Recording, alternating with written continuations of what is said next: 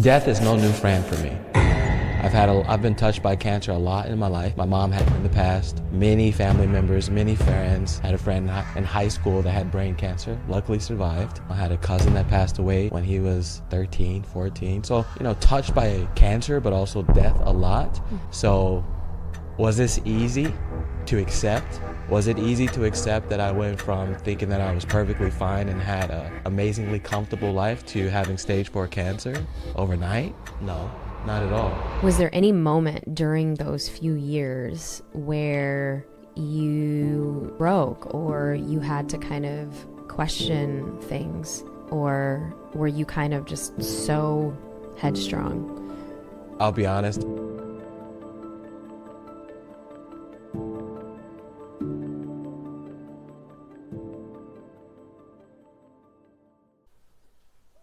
Alex Echols. What's up? What is up, brother? Everything. Oh my goodness. Yeah. We've had quite the, decade? Yeah, It about has that. been a decade. Uh-huh. Yes. It's been a decade, but, it's been like centuries. Multiple Lifetimes. All the things.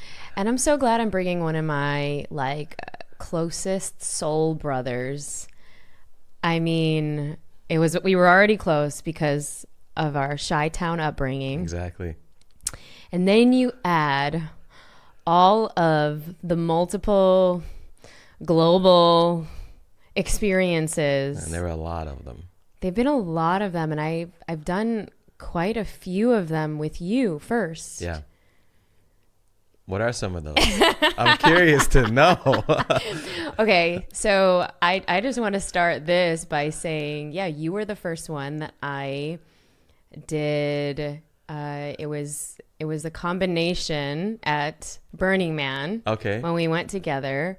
I think it was mushrooms and Molly one of the nights. One of the nights? Yeah, back in 2014. Well, yeah. Pretty expansive experience. Getting out there on the playa. In every way. Yeah. That was huge. And so was that one of your first times with medicine and with kind of self-exploration? I want to know where that journey began for you. Yeah, well, I think in order for me to really express where that journey began for me, I think we have to go a bit further back into the land where doing any of that type of stuff was considered to be bad and wrong. And so for a long period of my life, I told myself, okay, I got to stay away from that because I may turn into a belligerent or, somebody out there in the streets or something like that. Because at least in my culture, that's something that can often come up as an agreement or story. And so what I will say is that there was always something bigger, something deeper within me that said, okay, I hear this story. I hear this agreement that a lot of people are signing up for. But I'm getting this feeling that there's something different. And so that was what sort of created my interest in it. But I will say this. I was cased in enough not to explore or try anything like that until at least I got out of college, which I'm grateful for because I went to Vanderbilt in Nashville, Tennessee. And if I got caught up with that type of stuff back then, maybe I wouldn't have graduated. So I'm just really grateful that I did that at least. And it was actually one of my really good friends, Mike. We went to a festival called Electric Daisy Carnival. Oh my gosh. It was the first one in Las Vegas. Exactly. Oh, you went to the first one? I went to the very first one in Las Vegas after they had moved it from Los Angeles. Yeah. And one of my friends who had, let's say, a little bit more experience with it, he invited me into it as almost like a coach. He was my guide into the world of psychedelics, but also, enriching substances such as like MDMA, right? Yeah.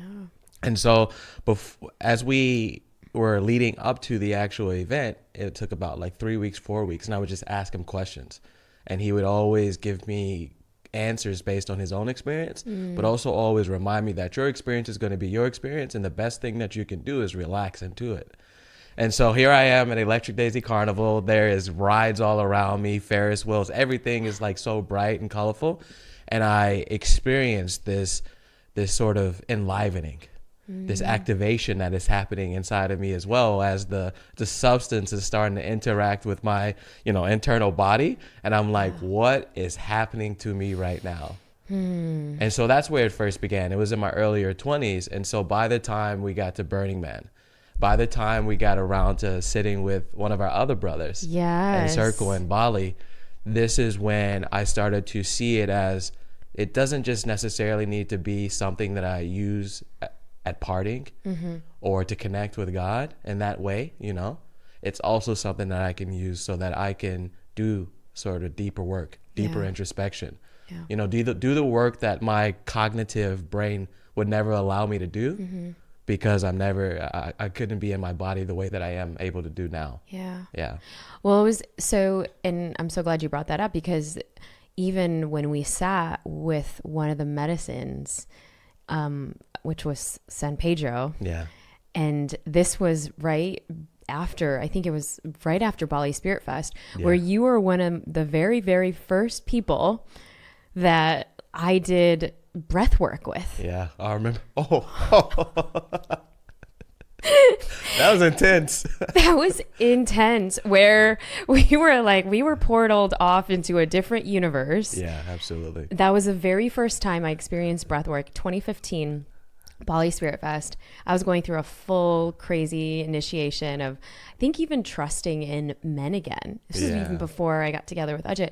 And you are literally one of the ushers. So I just want to really say thank you, because I trusted you as a brother, and we were like going into, I don't know, an outer space. It was a very psychedelic breath work. Yeah, it was cosmological for sure. It was. And then it was like, I feel like they had us staring at each other for like 4 hours. I think you're turning into different animals or something. Right? And we were completely like sober. Yeah. So we've gone through many, many, many moons. We have. And we also share, something, similar along the lines of, your journey with cancer. Yeah. And so, because that was a chapter in your life that was a little bit after we had all of these awakenings. Yeah. It was about 2 years later, and my life had gone from asking the question of, how I was comfortable, right? So how am I going to continue to live for several more decades in the level of comfortability that I have? At that point, I was living in Miami, enjoying my life, enjoying everything that comes with the Miami life. And Maria, my now wife, and I, we were planning on moving to Los Angeles. And so I was really in this space of kind of feeling like I had everything figured out, but also knowing that I had nothing figured out. Mm-hmm. But I wasn't necessarily in the humble space at that point. It was much more of a lost space more than anything. And my life changed in the matter of just a few weeks. And when I say changed, it goes from me going out and maybe partying and staying up to 4 o'clock because I'm out enjoying myself, to being up at 4 o'clock in the morning because I have an immense and intense pain in my body from growths and everything like that are happening. So did you know like something was off? So it's interesting because in between the desire to move away from Miami to Los Angeles, I went home to go spend some time with my family for about a month, or at least that was the plan back then. And I was just going to be there, chill with them until the move to Los Angeles happened and to go back to Burning Man, actually. Mm-hmm. Right. I remember that. Yeah. So it didn't necessarily work out that way. Let's call it that. And I was actually helping an older woman at my dad's church. And I had this separation of my clavicle and sternum as I was trying to lift her over something. So I just felt this immense pop that happened there. And when I went into the emergency room, they said, "Oh, it's okay. You know, there's no surgery or anything like this that you can have for it. We'll put some ice on it. We'll put a sling on it, and then you go about your way." But there was something deeper there that I felt. I guess this is when I feel like I've always been able to hear and listen to those deeper things within me. But this is one of those pivotal points in my life where I was like, oh no, there's a still small voice. There's a deep voice within me that's trying to tell me that that's not it. That's not the reality, Alex. There's something there. And so I attribute this to a nudge. And the nudge told me, Alex, you need to go and you need to do more tests. And when I say that, one test turned into 3 tests, turned into 24 tests, turned into biopsies, turned into And everything this was your else. intuition that began this, like, Exactly. wow. Yeah. Yeah. Because you could have just listened to the doctor and been like, okay, he said everything's cool. Yeah, exactly. But here's the thing about me. I've never always just listened to people just because I was supposed to. And, you know, when you use the term your intuition, right? For me, at least, when I think about intuition, I know that it's just not mine. It's mine and my God. It's mine and my universe and source, right? And so I think that that was one of those points in my life, you know, those tentpole moments where God, the universe, source said, you know what? It's time for you to start getting out of your way. And I'm going to help you get out of your way so that you can do and be and become more of who you say you actually want to be in this world. So was this easy to accept? Was it easy to accept that I went from thinking that I was perfectly fine and had an amazingly comfortable life to having stage 4 cancer overnight? No, not at all. But I knew from the very beginning that no level of me beating myself up, no level of me putting myself into the shoes of a victim or giving away so much of my power to the people in the white coats or to anyone, no level of that would have allowed me to retain enough power so that I could actually stay focused, so that I could actually stay present and do what I needed to do on a daily basis, step by step, to actually work my way through it. And what were those things that kept your mental and your emotional and your physical sanity of not giving away your power to this thing? Yeah. Well, I think that I was in a very unique position, first off, because I'm originally from the south side of Chicago. You know, we got the Chi-Town in our blood. Chi-Town, north side, south side. Exactly. Yeah. Well, you know, being from the south side of Chicago, it came with its sets of challenges, right? You had your grit. Yeah, exactly. There's a lot of it. Yeah, a lot of it. You know, there's a lot of stories that are made up about Chicago these days, and some of them are true and accurate. But there's a lot of heart and a lot of love in Chicago. And so I attribute me growing up there as there was a center, there was a nucleus, there was the heart. And then outside of that heart, when I would walk around the street, then that's when things could become a little bit more challenging, because not everybody had that heart, that centering, that nucleus, that grounding. You know, we can say that being a family, a resource center, anything like that, right? Mm-hmm. And so I think that just because I always, questioned everything everybody told me and everything I always heard and listened to. You're so good at that. The grit, the resilience, the desire to be curious and to have a sense of wonder and awe. I always had that from the very beginning. And so by the time I got to the cancer chapter, let's call it that, right? I was in a position and a place of my life where I'd gone through so many iterations and evolutions of who I was already. Because in order for you to make it out of a place like the south side of Chicago, you not only need to have a certain level of resources, external resources, true, but you have to be able to cultivate the internal resources as well.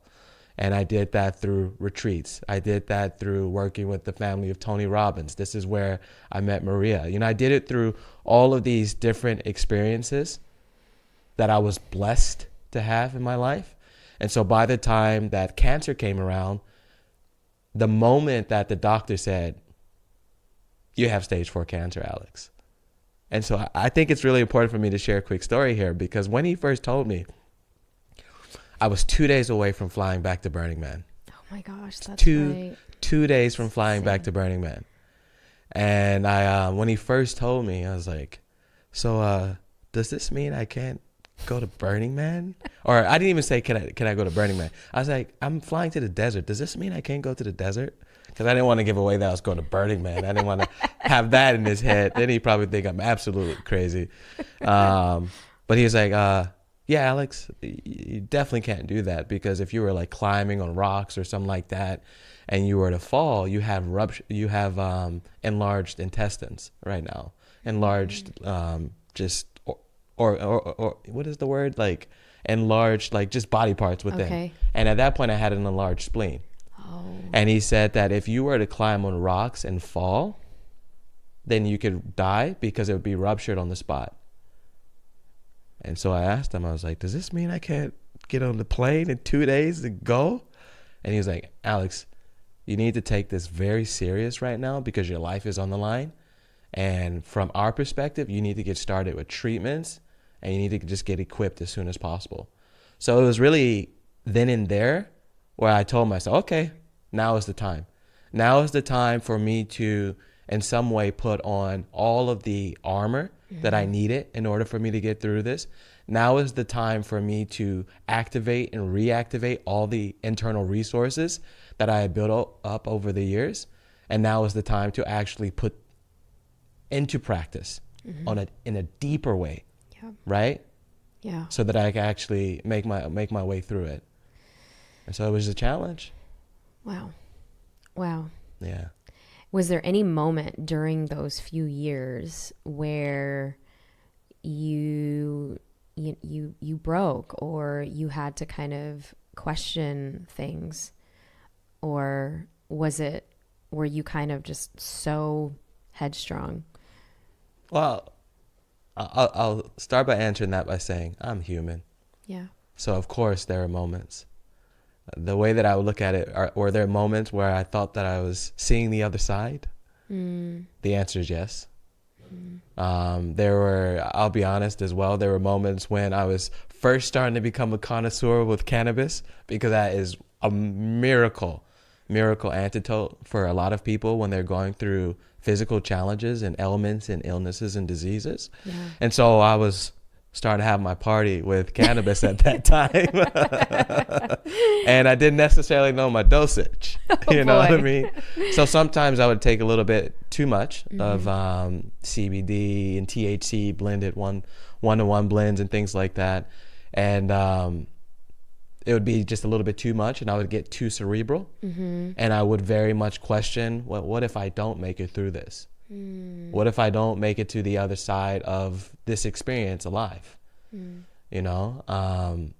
But there was always something deeper within me that said, keep going. Having someone like Maria, my mom, even my dad at that time, like having people in my life that took a little bit of the burden off of me and really got into that seat in that position of being amazing support and supports during that time. That's what really helped. But were there times that I was like, I think I'm checking out here? Absolutely. And I remember one in particular. Maria was away for business. My mom was actually at our apartment downtown Chicago at the time. And I had finished up with one of my what's called conditioning chemotherapies to set me up for the ultimate, which was a bone marrow transplant. And in that, after one of those conditioning therapies, it's just massive amount of chemicals and medicine, because I wouldn't be here partially without it, right? But they drained not only my physical body, but they also drained a lot of my life force. And I remember laying in the bed, you know, kind of sweating at times and kind of feeling like I'm here, but I'm not here. And I think it was... Were there talks with God at that point? Well, I guess for me is, I'll go back. Growing up in Chicago, there's always been the talk with God. It's been like a consistent talk, a consistent communication, and one that I'm inviting so much more back into my life right now. But at that point, was it a conversation that was happening? Yes. And it was a humbling conversation that was happening. It was me recognizing the importance, the gift, and also the reality of impermanence. Like, just like nature, everything is in perfect accordance to how it should flow, but nothing lasts forever. Right. And so that's something I was feeling in that moment for sure. Yeah, of Right? course. And so, of course, when I woke up the next day, and then I woke up the next day after that, and I woke up the next day after that, there's grit and resilience that comes from that. But there's also this sort of broadening of the perspective that, at least for me, turned into appreciation and gratitude. And that became, for me, my golden thread Yeah. throughout the rest of the experience up until this point in my life as well. I mean, and it's fascinating. You're here today, Yeah. thriving. And I mean, now you are sharing this with so many other people. And this has become the next chapter of you and your business, and now you and Maria. And I want to kind of go back because you said something about the support system and how you were so blessed to have your the closest people in your life as your pillars of strength. And I know that so often when we are braving new frontiers of either businesses or just sucky moments in our life, and you had that, you know, suck, call it beautiful chapter, whatever we want to name it, I know many times people kind of isolate and they, you know, they either don't want to tell people, they don't want to let people in, they want to kind of do it on their own. What is, you know, what's your advice to them if anybody is kind of going through something similar right now? Yeah, well, I think that it helps to add a little bit more context as well from my own experience, because very much like what you just offered up, that a lot of people do go in isolation. That did happen to me at first, because when I first found out, because I wasn't going to Burning Man, I kind of had to tell the people that were so excited and that I was so excited to be seeing again. And because that wasn't happening, I essentially came up with what I was thinking was my group of people that could be there and support me. And my initial list of folks, when I reached out and I shared and all that, because at this point I wasn't telling anyone. I told my mom, my dad, don't tell anyone. Like, it's hard, right? Like, you know, this Alex of August 19th and then August 20th, you know him to be someone who may potentially lose their life. You know what I mean? That can be very challenging for individuals. And I was also afraid of it. I didn't want people to see me differently. And I think that's one of the reasons why people do go into isolation. And so for me, when I did share it with the initial group of people, when I say about 90% of the people kind of dropped off the planet of the earth, that's when I went into isolation. And I went into this space of, there's something wrong with me. I went into this space of kind of beating myself up for a little while. I went into my space of anger, wondering, well, what happened to us being ride or dies? You know, what happened to us being friends for life, things like that. You know, family first, like those type of, you know. Soul fam. Like, yeah, exactly. What happened to that? And because I didn't necessarily think that was actually happening, I went into isolation. I went to a box, and I went to a pretty temporarily dark space until my mom started to kind of like pop me in the head saying, stress is the last thing you need right now, Alex. Like, you need to recognize that all the power that you can cultivate and that you can curate for yourself right now, that's what you need to do, and focus on the people who actually are here and not so much on the people who are not. Go Mama Echols. Yeah, well, go Mama Echols for sure. Wow. Like, Mom's been there in so many different ways throughout, you know, my life, with so many different just pieces of wisdom and golden nuggets. When you talk about golden nuggets, like, yeah. Do you find it that she's probably the reason why you have this One Life brand that you are sporting today? What's the essence and the philosophy behind that? So I think that my mom is definitely a component. I think that we got to bring South Side of Chicago back in as well into it, because by the time that, let's call it, I began to have my ascent out of the hood and into the world, going and studying abroad, getting into university, like starting to go into that really big next chapter of my life, by that point, I already had lost all the guys that were my age due You to had violence. lost them. Yeah. Oh wow. And so if Like I'm gang related, gang related, yeah, that type of thing. Like the true South Side of Chicago. One of the true parts. I mean, Yeah. when most people think about it, right? Yeah. That's Yeah. you and I both know not all of it is true, Exactly. but some of it that is portrayed. Yeah, for sure. But Yeah. and I think that it's helpful for that education to continue to happen. Right. You know? Because I don't think that people really understand that when you say like you came out of the hood, that most of the guys that you grew up with are no longer here. Yeah. And you're sitting right here. It was absolutely.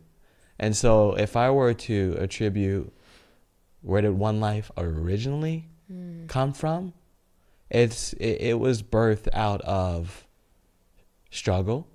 It was birthed out of the recognition that you can never make it to age 15. You know, it was birthed out of, even if people did pass away, all those dreams, all of that untapped potential, all of that just interest and excitement and joy that existed in all of these young men. That is where One Life initially and originally came out. Because when I first came up with it, the tagline was One Life, You Decide, right? Because back then I thought that's exactly what I did. I thought I decided on a daily basis, okay, I want to get out of this place. I want to get out into the world. I want to see the world. I want to be a co-creator with the world. I want to do all of these things, right? And so that's a part of it. I think another part of it is just seeing death is no new friend for me. And going back to this concept of impermanence, I've been touched by cancer a lot in my life. My mom had it in the past. Many family members, many friends, had a friend in high school that had brain cancer, luckily survived. You know, I had a cousin that passed away when he was 13, 14. So, you know, touched by cancer, but also death a lot. And so I think that as well, right? That gave even more fervor and even more reason for One Life to exist and be around, because of going back to this untapped potential. Yeah. All of this cosmic, beautiful energy that exists in everything, and not getting the opportunity to have it expressed or even fully expressed. It's so powerful, and it's such a testament to you now, not just owning the One Life, but exuding it in every part of your life. Yeah. And in your relationships, and even how you serve people today in the various things that you and Maria do together. And I want to just say shout out to Maria, because Shout out. you from the south side of Chicago attracted the most incredible, beautiful, amazing woman that I have grown to love and know over the last decade, as well as you guys have literally been across the globe. Yeah. And she's from a very different part of the world. Yes. All the way on the other side of the globe in Estonia. And how has that been to have such an anchor and probably a huge, you know, pillar of support for you to even just be here today? Well, absolutely. Well, first off, Maria, when you watch this, I love you. We love you. Yeah, we love you. But besides that, you know, I think that it was destined to be. I know that, just like you, we had this is not our first rodeo. It's not our first rodeo. It's not our first time being in connection and unity with one another. Yeah. And I think that we have experienced this through plant medicine and sacred medicine. We have seen that we have been in each other's lives for multiple lives. And so this is really like a reunification, we're reuniting here in It's this like lifetime. 5D and the 3D. Exactly.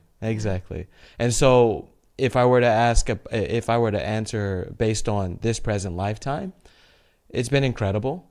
When we first met, we were kids, like kids. Now we're kids. You know what I mean? We're always going to be kids, but we were in our younger 20s. And so we very much had crashed into each other at that point in our lives. But from the very beginning, there were several things that put us into an alignment with each other. We had met in a seminar working with the family of Tony Robbins. Amazing. We had met on a voyage traveling to 25 countries within 25 days. So there was that element of adventure. There was that element of curiosity, of free spiritedness, openness. We had met when we were in a place where we very much were enjoying partying. Mm-hmm. So we partied every single day. I don't know how on earth we would party till like 6 a.m. and then get up at like 8 a.m. to go walk, Guayaquil or Colombia or one of these places, but we did it. Mm-hmm. And so I think that through such an intense experience in the very beginning of us getting to know each other and meeting each other, that forged a bond that in so many ways has been unbreakable. Mm-hmm. There's this Japanese concept called kintsugi. Mm-hmm. Have there been cracks? Of course there have been cracks. We're humans. We're from two different places on the planet. There's been challenges. There's been fights. There's been everything, right? But we've done our best to fill it up like kintsugi with gold. With love, mm-hmm. with light, with support. And that has probably been the number one thing that allows us to be as bonded together with each other, mm-hmm. is us recognizing that we don't have to get it perfect. Right. We just have to continue to take the path and the steps forward. And it's been great, right? Because even back then, we were two growing, fully capable human beings with our own sense of potential and our own sense of power that had come together, right? And so when we look at it today, we often talk about when we add up the two of us and any power couple, you and hubby, everybody, it's not 1 + 1 = 2. It's 1 + 1 = 10 because we walk as amplified beings. 1000%. And then when you get together, you do nothing but amplify each other. Right. And I feel like for people who don't necessarily know that yet, or maybe they haven't met that, I think it's hard for people to think in that way. Yeah. And you guys are really a beautiful example of that. And what I'm even hearing, just even a recap of like all of the juiciness, is support has really been that through line. Yeah. And just really has allowed you to catapult and amplify in monumental ways to live out, your one life in this audacious way. And I feel like this is only one of the beginning chapters. Oh yeah, absolutely. We're just getting started. We're just getting started. Yeah. So can we, before we get into our igniting round, because I know we have to close out, what is it that, how can we get more attracted to all of the offerings and everything? Where can we find you and where can we connect with you? Absolutely. Well, I think that one of the places for sure is Instagram. I'm at Hey Alex Echols. This is the place where I share very much like today. Thank you for the opportunity, by the way. Being able to share the unique life experience through my eyes, through my ears, through my heart. And it's a home, right? There's a community that's being built there, a very intimate one, but a very focused and connected one as well. And there is a free gift that I would love to share with folks as well. And this is, so one of my sort of background pieces is being able to be a guide, an advisor for a lot of incredible people in life.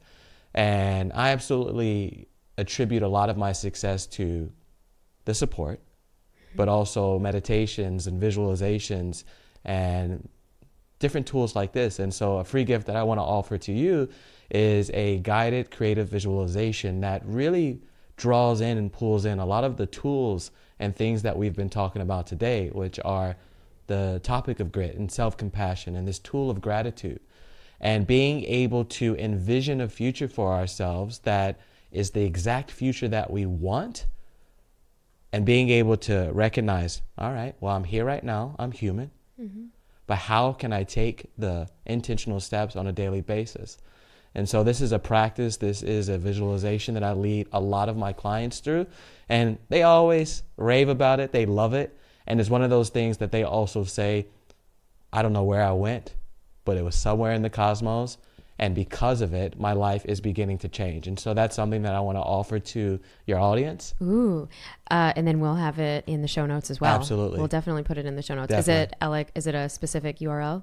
I'll provide the link for you. Okay, perfect. Yeah, we'll totally. put it in the show notes. Yeah. Everyone go check it out, because I think that if there's anything, like, you have been doing the work, the deep work and we've just had, I mean, many iterations of it. But I mean, I feel like in every capacity that I've seen you, this has been one of your gifts. So I'm so glad that you've now put it in a way where we can all get access to this. And I feel like this is your legacy. Yeah, so. Definitely. Can I share one thing? Yes. You know, when you ask about the level of support from Maria, for instance, right? There's a story that I love to share just really quickly. There's a quote that I heard a long time ago. Walk like a god and your goddess will come, right? And this was a quote that I don't necessarily know if I understood at the point when I first heard it. But I do remember back when I was living in Los Angeles, I was working in the entertainment industry for a little while. I had very much wanted my partner. I wanted to find the love of my life. I wanted to find my girl. And if you know anything about Los Angeles, we both used to live there, right? It can be challenging. Very challenging. It could be the dating scene can be dry. Non-existent. It could be dry. Let's call it what it is, right? And I was working at DreamWorks Animation at that time, and lovely campus, like an incredible launching pad and part of my life.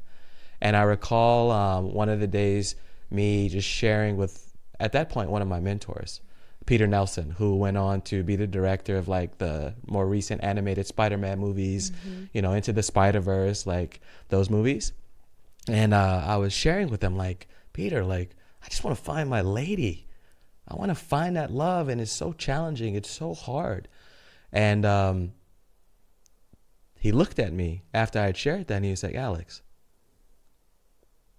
for you to find the person that you love in your life, you got to first find how to love yourself.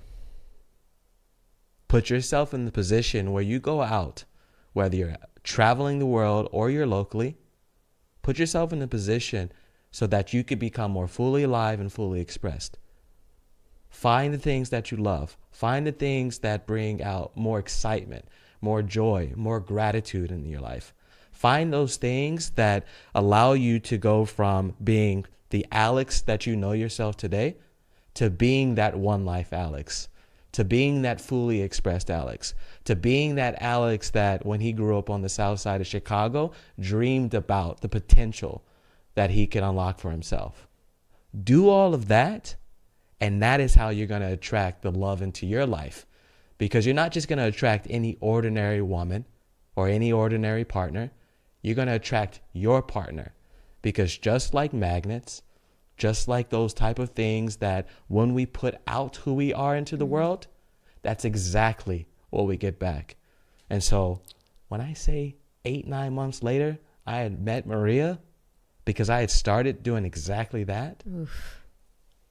That changed my life. And look at us now. And look at you now. Yeah. I mean, what a beautiful way to end. And I think it's just such a testament, because both of you amplify each other. And I think so often if we just lean into our own light first, then our God or our goddess comes along. Exactly. And so on that note, what's one word that describes this season for you? Can I get a few words? Okay. Painting outside the lines. Oh, I love that. Yeah. So Being expressed. thank you for your just magnitude of love and light, and we can feel it, and your grit and your resilience, but with like so much love and reverence. Yeah. I see you, just so you know. I see think we know this you. for a long I time. know. I Yeah. know. But My I heart. appreciate you so much. Likewise. Yeah. Until next time Peace. on the Brief Table. Thank you. And so if we're actually only seeing our family members once a year or twice a year, maybe, how are we going to relate to them? And is it okay to kind of hold grudges? Is it okay to take things personally when you know you only have limited time with them anyways?